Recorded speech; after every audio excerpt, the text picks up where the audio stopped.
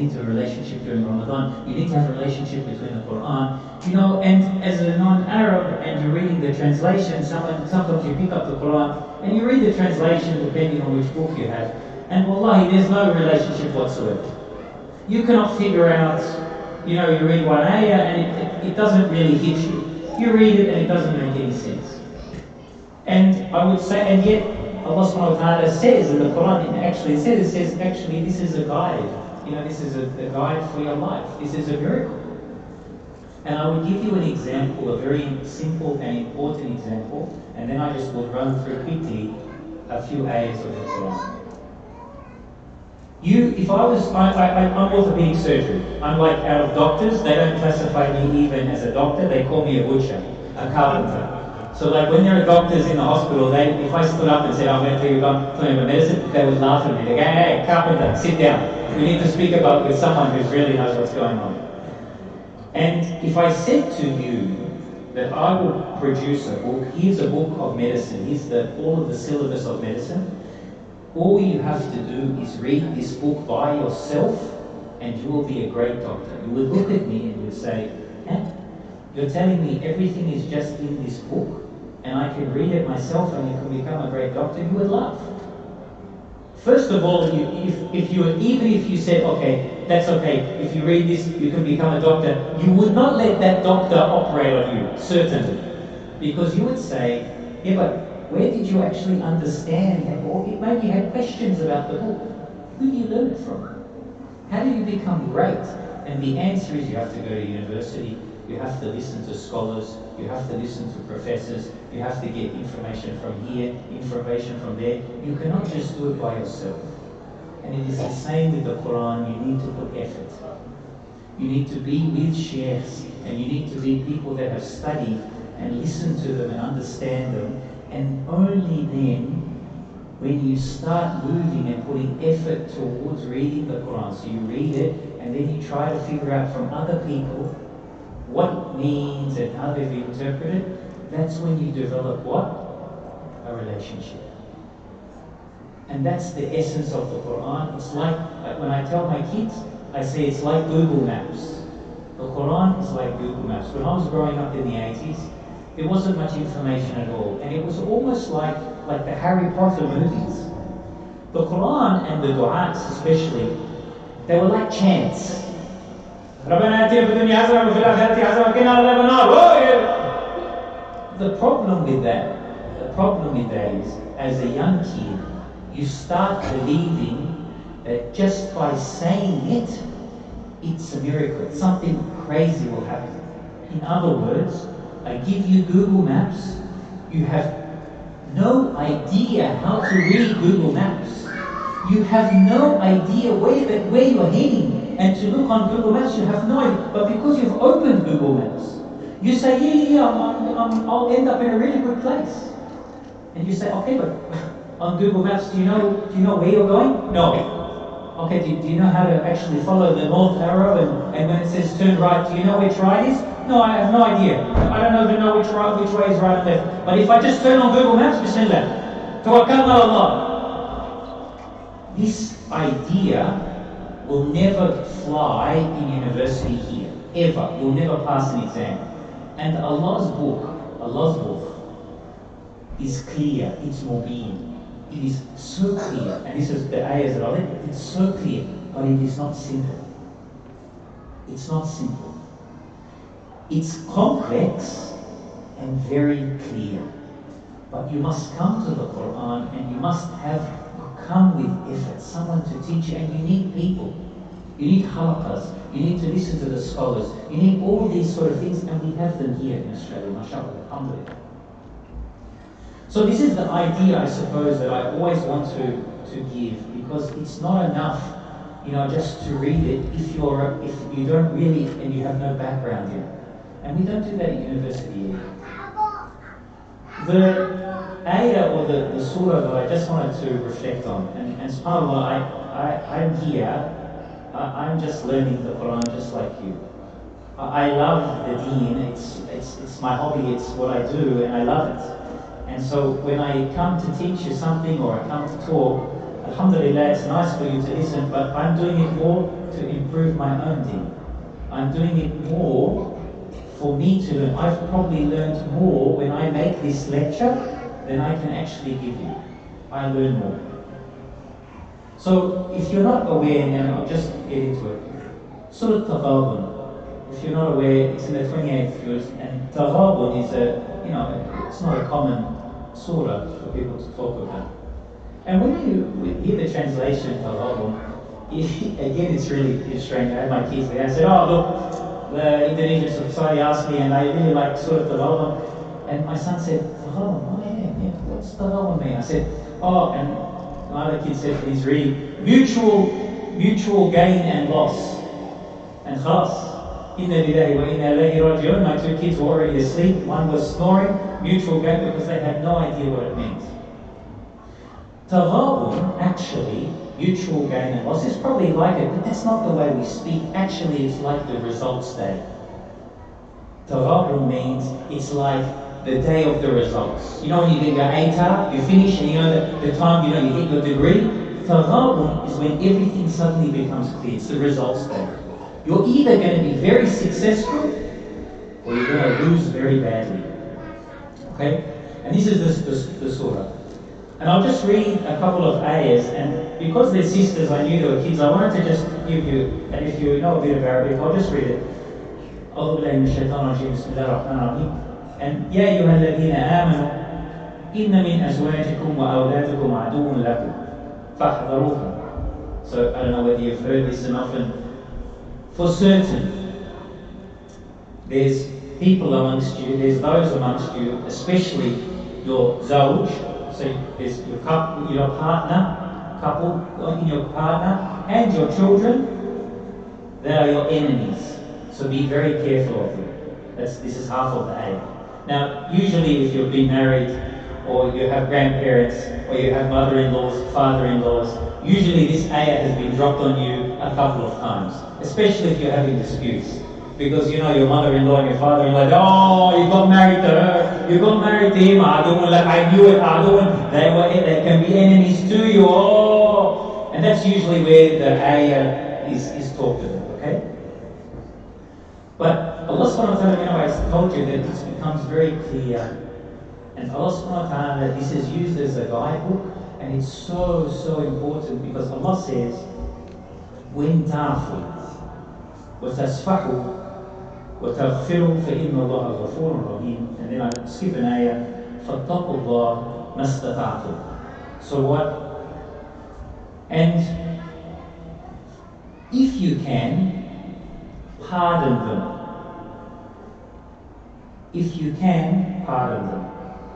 And then try not to bring something up and forgive them, because Allah is very forgiving. 3 things. If you pardon them, if you don't bring it up, and if you forgive them, because Allah is really forgiving. After that, we'll talk to Allah and have to be conscious about Allah, be fearful of Allah. And this is one of the few places in the Quran He says, مَسْتَطَعْتُمْ, as much as you can. Be fearful of Allah. Usually, يَا أَيُّهَا الَّذِينَ آمَنُوا اتَّقُوا اللَّهَ حَقَّ تُقَاتِهِ. Fear Allah like He deserves to be feared.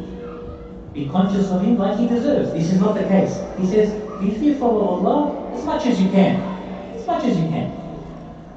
The asbab, and I'll just run through it. Why did this ayah come down, they say, is that there were people in the Muhajir, they were in Mecca, and they were getting called, they heard Islam, and the Prophet is migrating. It was fard.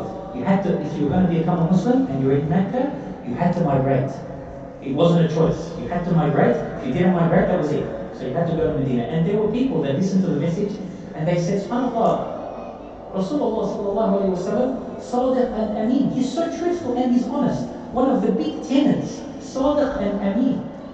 So when they listened to the message, they think he's a good guy. Just on a side note, Sadiq and Ameen, trustworthy and honest. There were American writers that asked almost 1.5 million people, what are the actual attributes for a leader? 1.5 million people. And they gave a list. And do you know what came up on the top? Any idea? No, not the name, the qualities. Honesty, trustworthy, integrity. They came up as, they came up as this idea of honesty and trustworthy was so important for most people to actually follow a leader. And this is Sadiq al-Amin, this is what our Prophet ﷺ was called. So anyway, so the idea was they felt that the people were in Mecca and they wanted to move to Medina because they liked the message. But the thing that stopped them from going was their wives, their children, or their house. They were worried. They were normal people. These people, they were normal people, but they were worried. And so they didn't travel. But of course, over the years, things change, and then all of a sudden, Fatha Mecca, Rasulullah comes into Mecca, and of course, the men in Mecca that did not convert, did not actually do hijrah to Medina, they see the Sahaba, and they're just overwhelmed. How much they've learned, how much they know about Islam, how much love they have for the Prophet, and they feel, oh, look what I have lost. I could have been with the big Sahabi, and now look, I've been held back by my wife, my children. And so the problem was they had something in their heart, they're like, oh, and they were upset at them. And Allah noticed it. So this is the ayah, Ya ayyuhalladhina amanu, inna min azwajikum wa awladikum aduwwun lakum fahdharuhum. So be careful. But then Allah subhanahu wa ta'ala gives you and gives all of us, because this message is designed to guide humanity, this message, till Yawm al-Qiyamah. It's not a message for the past, it's a message for now. And the reason why I bring this up, this is a 3-step process that Allah has said, if you are in a relationship and you have problems at home with your zawj, with your partner, there is a 3-step process that you must follow, that Allah has prescribed, if you want to move forward. Because if you reverse engineer this, if you do not follow this, your family and your children will become enemies if you don't follow this. What's the first idea? He says, وَإِن تَعْفُوا.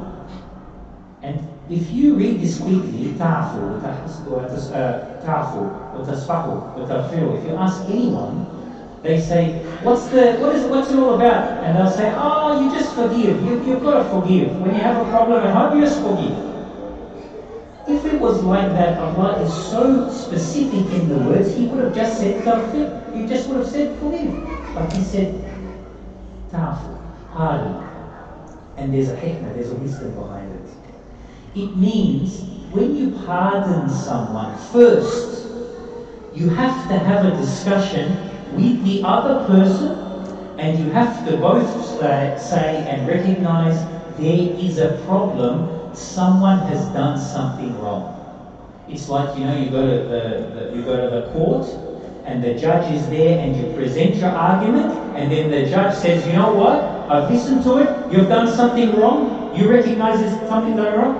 So you are supposed to go to jail. You are supposed to get actually something happen to you. But you know what? I'm going to pardon you. You do not have to worry about this crime anymore.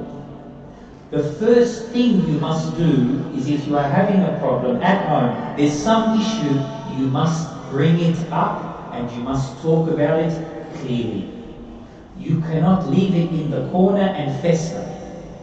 Because the only way you can pardon someone, you have to accept they've done something wrong. So the first thing is you recognize it, and I'll put it in 3 ways. The reason why you pardon is for that person, not for you. That person then never has to worry in their mind, is he going to bring it up again?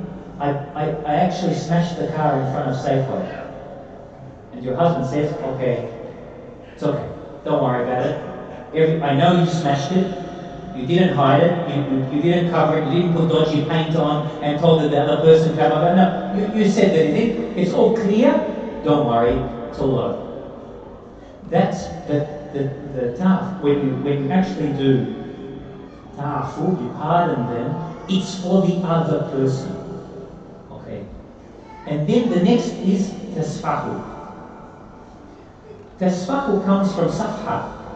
You know the page. Safha, the page. Tasfahu means you turn the page.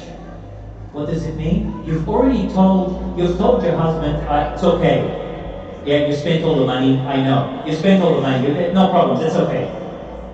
I forgive you, it's okay, no problems. Tasfahu means you do not bring it up anymore. It means what? Once you've had that discussion, you don't bring it up over and over and over again. Because most arguments, especially if you're married, or especially if you're having issues, usually it's the same issue coming up, burn up, burn up, burn up. And the reason the problem is often you haven't addressed that issue yourself. But the idea, and Allah says, the way to move forward is to pardon them. You've had a discussion. In other words, you haven't left the elephant in the room. You know, we've all been in relationships. We all have an extended family where you've had an argument and no one wants to bring it up. A problem has happened, no one wants to talk about it. And Allah's saying you have to pardon them, and then tasfahu, you have to just turn the page. You don't bring it up. Who's that for? That's for you. You don't bring it up. And then the third and final thing is the taghfir, to forgive them. The interesting part about taghfir and this other part is because when you say taghfiru, it comes from the word maghfir. You know what a maghfir is? It's a helmet. It comes from the idea that you cover. You cover. What does that mean? You pardon the person. You never bring it up. And then when you're around your society, your friends, your mother, your father, your uncle, you're out with your workmates, you cover for him. You cover for her. You do not say, oh man, it couldn't help my husband. Do you know what he did? He ate a bit of the thing that spat the other food, and then he went, and you're telling like your best friend and your auntie and your uncle's auntie and the next door neighbor, and then you're telling the colleague, and then that night. So in other words, the idea of just these 3 steps is what? You are trying, because Allah knows these Sahabi, these are the best of the best. They have something, because they're like, man, look, I sleep with my wife, I've got something deep in my heart. I could have been with that. By the way, can you imagine? You missed the opportunity to be with Rasulullah sallallahu alayhi wa sallam. It's terrifying. It's so emotional. And Allah is saying, you've got a big issue, I know how to fix it. But there's a mechanism. You're going to have to pardon. You're going to have to turn the page and not bring it up. And then you're going to have to cover for it. And it's only if you do these 3 steps that you're going to be able to move forward. Okay. You listen to it and you go, man, this Chetata, he's a doctor, what's it? But he doesn't know anything. It's too difficult. And what does Allah say? Whenever Allah subhanahu wa ta'ala uses taqwa in the Quran, it's usually related to some sort of obligation, some duty. And Allah says, وَاتَّقُوا اللَّهِ, just after the next, وَاتَّقُوا اللَّهِ. And be conscious of Allah. Mustafa, as much as you can. Because He knows in a relationship, it's really difficult. This 3-step process is not easy. And maybe you'll do your best, and sometimes you'll be able to not bring it up, and then other times, you won't be able to stop. You'll blow like the lid. Why? Because we're humans. The other beautiful part of this is because Allah has brought in wattaqullah, it brings about a very beautiful connection that sometimes and very easily, especially in Australia, that we forget. When I'm saying there is a problem in our family, and I said there's a husband and a wife, a brother and a sister, mother-in-law, father-in-law, you think I'm talking about, and the emphasis for Allah is to be with him and her. Mother-in-law, I'm talking about two people. Allah is saying, Allah, if you say wattaqullah, Allah is in between that relationship.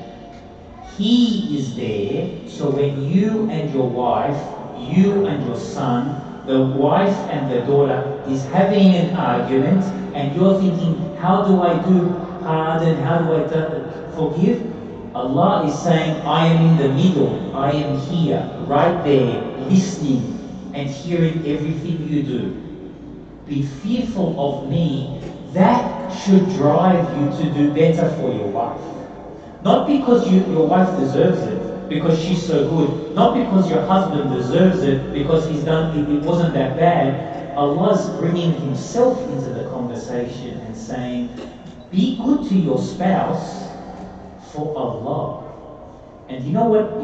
You know why it's so amazing when you add wattaqullah? Because the beauty then becomes, if you follow and you pardon them, or you're quiet, it's an ibadah for Allah. And just as we have just done salah, you being nice to your spouse has become an ibadah, and it will be written on your scales. You not bringing up. I never said that you had to be nice. I just said you shut up. I just said you're silent. You being silent is an ibadah to Allah, and you will get your reward. So the relationship, and it converts. You know, in the West, and you know how many programs of love and Love Island and love and everything, and it's all about love and everything. And subhanAllah, Allah is saying to us as believers, the relationship and the muhabba, the love that you have for your spouse and your relationship, if you put Allah in the middle, actually that can be the driving force between you trying to actually be the best possible man you can be to your son, to your daughter, to your cousin, to your neighbor, not necessarily because of some love that you have in your heart, but because of the idea of moving towards being closer to Allah. And as you move closer to Allah, the finale, you know, in a surah, you have the finale. Allah subhanahu wa ta'ala in the ayahs before, actually when you look at the surah, the pinnacle of the surah, the pinnacle of Taghabun, you know, it says the results day. And the pinnacle of this surah is وَمَنْ يُؤْمِنْ بِاللَّهِ يَهْدِ قَلْبًا. The absolute biggest precious gift that Allah gives is saying, and if you believe, وَمَنْ يُؤْمِنْ بِاللَّهِ, and if you believe in Allah, Allah will guide your heart. And this is the most precious gift. So when you look at the surah goes all the way up to this precious gift that Allah says, if you believe and you follow me, don't worry about the heart that's going up and down, love and hate. It's all over the place, and it can twist and it can turn. Allah will say, I will guide your heart. And then as the pinnacle of the surah comes down, He says, and by the way, here's a 3-step process. What's even more beautiful, is Allah acknowledges it's not always perfect. You know what the next surah is? Yeah, you know what the next? Surah Talaq. So when everything goes wrong, you go divorce. So, وَاتَّقُوا اللَّهَ مَا اسْتَطَعْتُمْ, you do your best. And if it's not, there's divorce, and there's a way. And you know what the next story is? You know what the next story is? Tahrim. Because you can go too much. You can love too much for your spouses, you can go too far. So on one extreme, you can't get it right because you go too harsh and they divorce. And then on the other, on tahrim, you go too much and you compromise. And Allah is clear and saying, if you want a solution, let Allah help you guide your heart, and that, wallahi, is the best gift you can have. So I hope, Yani, if you've got any questions, inshallah, you can ask. But I hope, for me, when I was going through this, subhanAllah, it was one of a very difficult, but I have some sheikhs that I studied with in Jeddah and also in Egypt. And when I asked them about this ayah, the three ayah, I asked them, when ta'fu wa tasfahu wa tafilu, it wasn't easy. It was a long time. It took a long journey to try and figure out what it all meant. And for me, this idea, just these few ayahs, is what Ramadan represents. It's a beautiful time to reconnect with the Quran. It's not easy, it's not a simple thing, but it's so beautiful. It will guide us, inshallah, to Jannah, inshallah. And may Allah, inshallah, guide us with all of the nur, both in our hearts and both in our hands, all the way to Jannah, inshallah, on a day when it is so black and all we see is from our deeds. And the nur, just like, when the iPhone is going, the charger is going down, يَقُولُونَ رَبَّنَا أَتْمِمْ لَنَا نُورَنَا. Just like, my kids, when the iPhone charger, it's going down 3%, 2%, and they're panicking, like, oh my God, look at me, the charger going to lose. And we will, inshallah, we won't be, but we will all be saying, رَبَّنَا أَتْمِمْ لَنَا نُورَنَا وَاغْفِرْ لَنَا. Why? Because you're hoping that light, all of your deeds, will have enough light to get us to what's very far for us to walk to Jannah. And so we want to be walking together, and the light, inshallah, will guide us, inshallah. So, قولوا قولي هذا وأستغفر الله لي ولكم.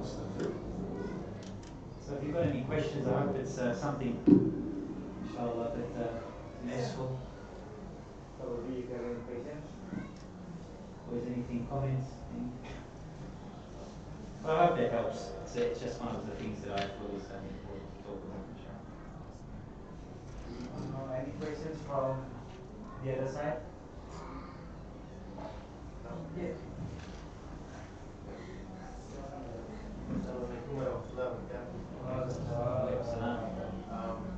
Sorry, this is not that. Sometimes we have an argument with our partner. Go and bring. Go and bring so that every. Oh, you want to do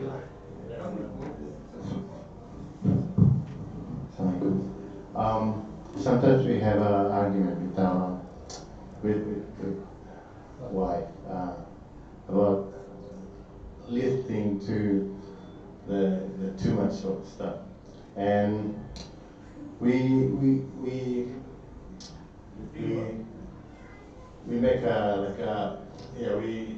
be truths like at the end we together, and we try to forget, like you said, and then at the end it's always coming back when something, and then I don't know what to do. It's like it's a history book. Yeah, the lady, I don't know. I'm not saying anything, but it's coming back everything. What about that time? What about this time? How you react to that? That's the only thing. I think that if I understand the question, I think is we all have relationship. You're in a relationship and something happens, or you're in arguments, and sometimes the arguments keep on coming back, or something's being brought up over and over. I mean, I can only tell, subhanAllah, from my reading of the Quran anyway. All the relationships it's not an easy thing. And I think when Allah says, وَاتَّقُوا اللَّهَ مَا اسْتَطَعْتُمْ, that recognition that it is difficult, the recognition that every relationship, subhanAllah, is not easy. It's not an easy thing to be in a relationship. And this is one of the ideas of the Quran that I love so much is, it's very practical. It's not theory. And so the idea is for you, if you put Allah in between you and your wife, and you just do your best, you just do your best. And maybe, and Chetata means that you're not perfect, and it comes, and it will come and think, but at least you try to do your best. And in my mind, I suppose that practicality, that idea that you're not perfect is exactly that. But there's no, I don't think it's, there's not a, you need to put this here, and put that there, picture, and then give it to her, so she forgets. or you need to forget. It's this is something that sometimes these are the things that happen.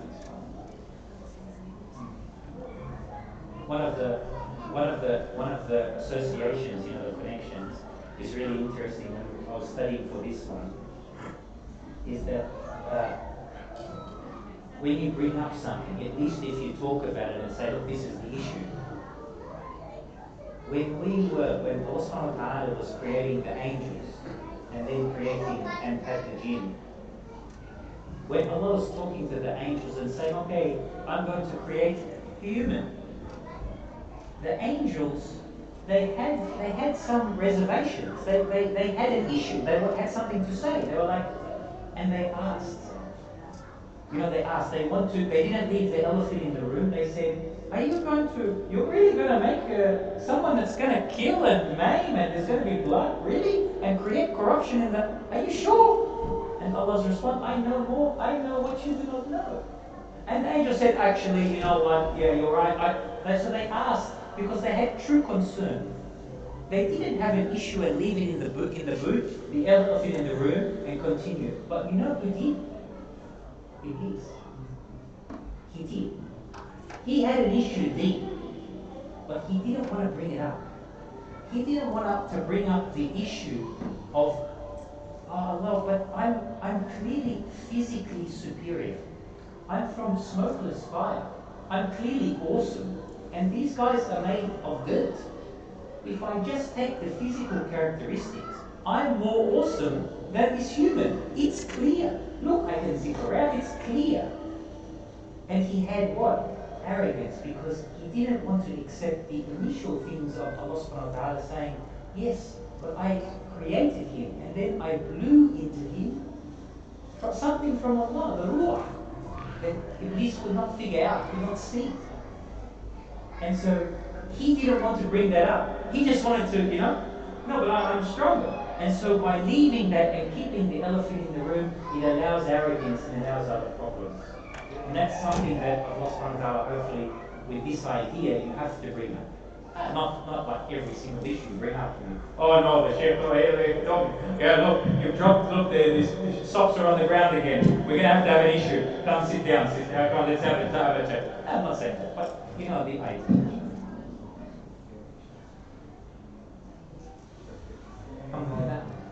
Question, or maybe you find some conclusion or summary. Can I confirm to you, with my understanding, is it that the summary that probably Assalamualaikum warahmatullahi wabarakatuh.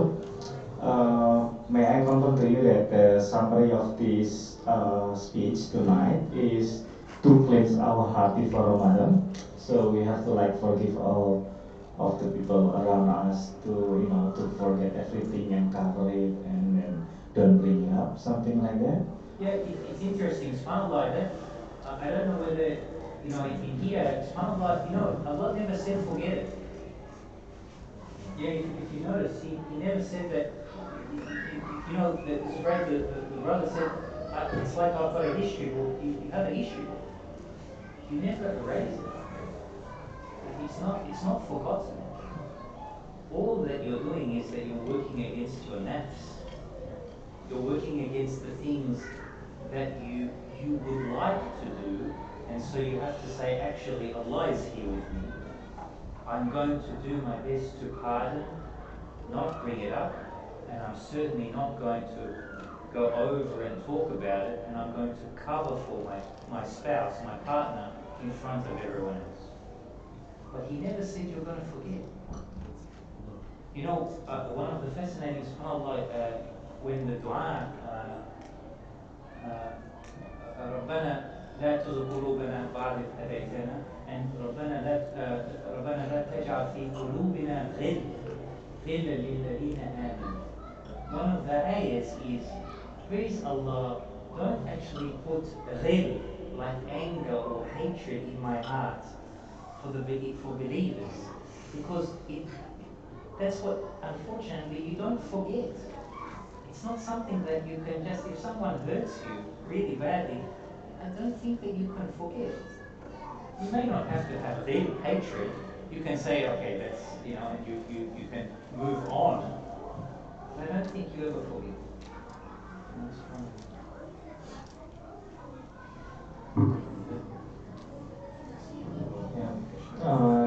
That is interesting. I've heard that from some of the speech that when you be hurt by someone, when you've been hurt by someone, and then you forgive them, and then the compensate from Allah is like on him. So it means that it's very hard. Means that we can compare, because we have to fight for our nafs, for our desires, something like that. We want to spread it out. Oh, these people do something to me, and then I cannot accept it. But if you forgive it, and then because it's very hard. It's very hard, Allah. So. I think Ibn Mas'ud, he was walking in the market, and the guy stole all his money, and the Sahabi were around him, and as soon as his money got stolen, he started doing dua. ربنا آتنا في الدنيا حسنة ربنا اغفر للمسلمين والمسلمات والمؤمنين والمؤمنات, and the harami that took my money, ربنا give him Jannah and raise his ranks. And Ibn Abbas, because Ibn Abbas was a great scholar of the Quran, and they said, Ibn Abbas, you don't have food, you don't have water, you don't have anything. The little money that you had, the guy stole from you. What are you doing? Did you do a dua for him? He says, don't you know the ayah, وَمَنْ أَصْلَحُ, whoever forgives and turns over the page, Allah will give them Jannah. And so he says, he started doing dua, because the idea is whoever stole it, he said, well, this is for the risk, this is for him. But I want to get the benefit. So whatever I've lost, Allah will actually give me Jannah. I don't know how you do it. If it's something that you really love, the Sahaba, subhanAllah, amazing.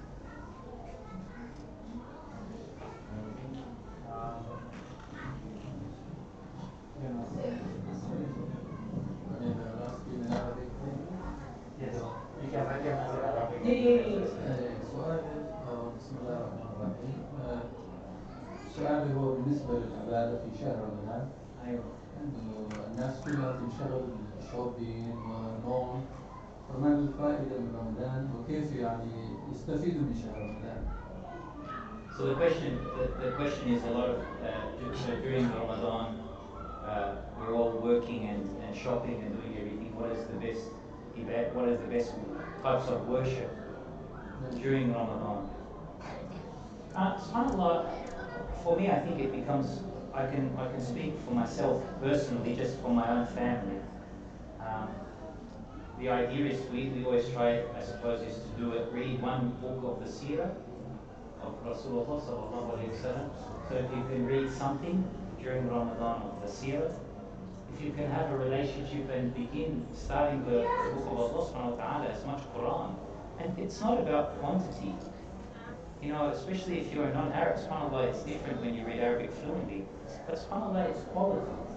And if you can just read, subhanAllah, a couple of ayahs, or understand and listen to a shir, or listen to some nice conversations about a couple of ayahs, because what we want from Ramadan is guidance.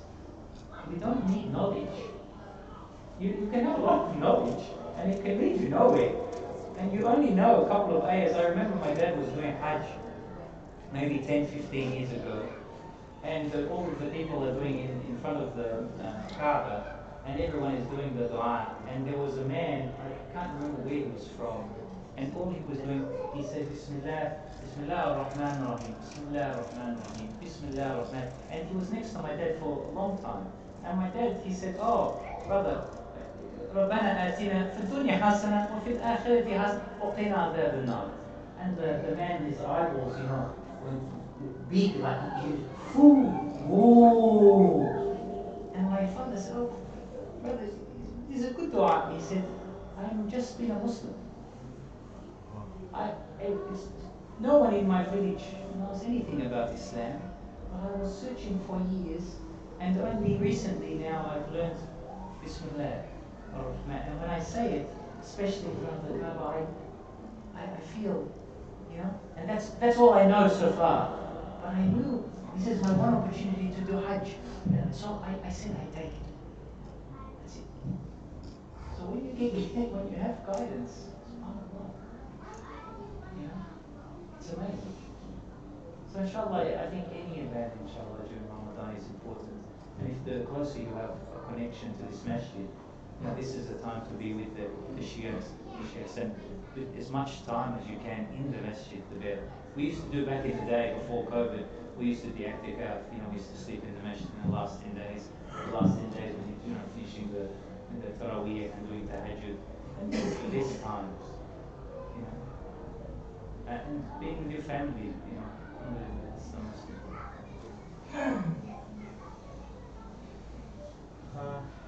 If there is no question, sir, when the Shahar ends here, when the Shahar ends here, what time we stop eating? I haven't got the time. I haven't got the exact time yet. Do we have the timetable? Yeah, it's the same thing. Oh, you just get it. You can get the timetable there. That is fixed. This timetable is fixed, or it will vary? Will be changed a bit, like 15 minutes after. We will announce soon. I want that copy. Yeah, there is maybe the last question. Yeah. Yes, thank you so much for your time. Thank you, Doctor, for the lecture. It was magnificent. Well, firstly, I would like to ask, you've just demonstrated to us that the Arabic language is very deep and rich. That start from takfir, and it means maghfir. In English, it is helped. So it means that we should cover something bad. Now, is this takfir the same takfir that we found in Astaghfirullah? It means that Allah doesn't erase our sin. Instead of that, He will cover it. Correct. Will not erase it. Correct. And in other ayahs of the Quran, He erases it. In other ayahs, He erases it. And in other ayahs, He covers it. Would you please give maybe a dua for us to is not one dua for us that we can ask for Allah to erase our sin instead of just cover it. So this is first question. The second question is this deep meaning of Arabic language is also applied to every single word of Arabic? Maybe that's the second question. Thank you. So I mean, there's two different ways, Allah subhanahu wa ta'ala talks about sins, and the idea of maghfir and the idea of erasing, and they're just two different words, and maghfir is the idea of cover. I suppose it doesn't matter whether it's erased, and it doesn't matter whether it's covered. You know why? We will not get with our goal. I want all of us to be in my palace in Jannah. And we can have a halakha and we can laugh about this time going, and we weren't sure we were going to Jannah. That's the goal, because we want to be in Jannah. No one is going to go to Jannah because of their deeds. So no matter how good you are and good the sister are, good you ain't gonna go to Jannah because of your deeds. Because your deeds always has an element of deficiency. Always. It's never 100%. And Allah, when they talk about du'as, for example, they say, وَاتَّقُوا اللَّهَ وَاتَّقُوا اللَّهَ الَّذِينَ يَا أَيُّهَا الَّذِينَ آمَنُوا اتَّقُوا اللَّهَ حَقَّ تُقَاتِهِ. Actually, we don't want Allah to be just with us on Yawm al-Qiyamah. The ulama from 1,000 years ago were talking about it. Why? Because if Allah is truly just, He will look at everything so carefully and closely, we will always be deficient. And so we will always go to no, because you never do everything perfect. But what we want is rahmah. What we want, whether it's erased or whether it's maghfir, it doesn't matter.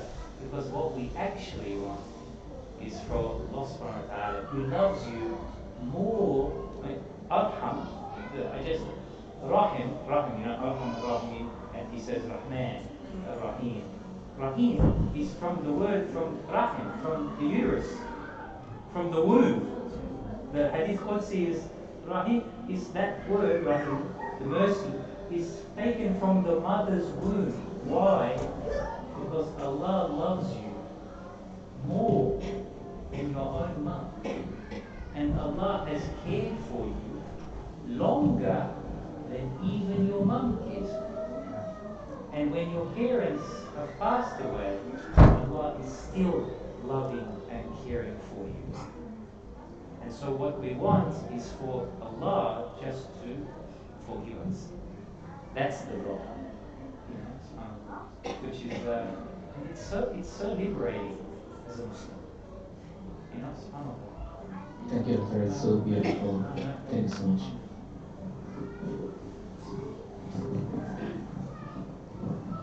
Thank you for your time, Dr. Ashraf, Chetata, and thank you for all of the questions as well. So let me just conclude. So hopefully the festival then we can purify our heart and then we can have a guidance. And yeah, inshallah. Thank you so much. Assalamualaikum warahmatullahi wabarakatuh.